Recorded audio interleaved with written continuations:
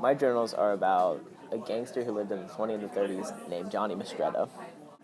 I chose this topic because I was interested in the world of crime during this area, as well as the development of the FBI. Uh, Both of these groups went through a lot of changes during the 20s and the 30s. For example, gangsters were first glorified by the American public, especially in Hollywood, where there were various movies that portrayed the might of the American gangster. And the FBI, it developed through this era, so it was created early on as the Bureau of Investigation, which then changed to the Division of Investigation, and then finally the Federal Bureau of Investigation.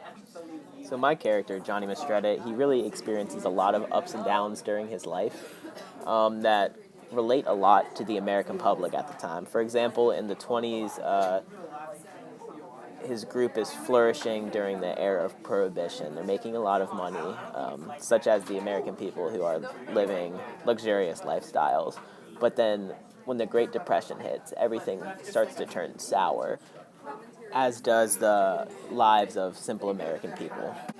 Mistretta starts off as just a regular mobster, and then over time, actually as bad events unfold, he starts to rise up through the ranks.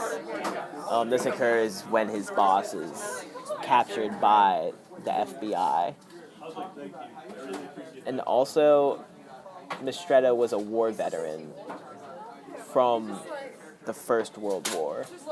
And he was very, very angry at the government and how they treated the veterans, and they refused to give them benefits. This also translates into his hatred for any government organizations, such as the Bureau of Investigation. A more lighthearted fun fact, his name actually originates from one of my cousins, whose name is John Mistretta.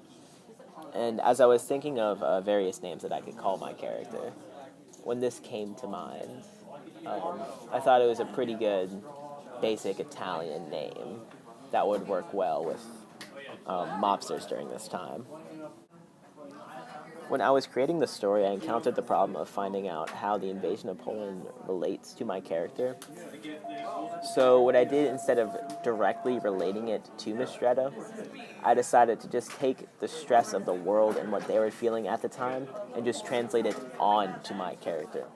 One of the things I enjoyed in this journal project is just the pure creative process of it and forming the story and this character instead of writing something about my own life. I enjoyed making something. And now for an excerpt from Luke's journal project. This is my second journal entry. This takes place on January 5th, 1924. The AP Lang topic for this is, what have you done to earn money? When will we know that we have enough? When we obtain a home? When we find a family? When we are millionaires? When we are billionaires? I am not entirely sure that that day will arrive, because I can never have enough to give my family. Every night, as I kiss my daughter, I find that my love for her continues to grow, and I want the world for her.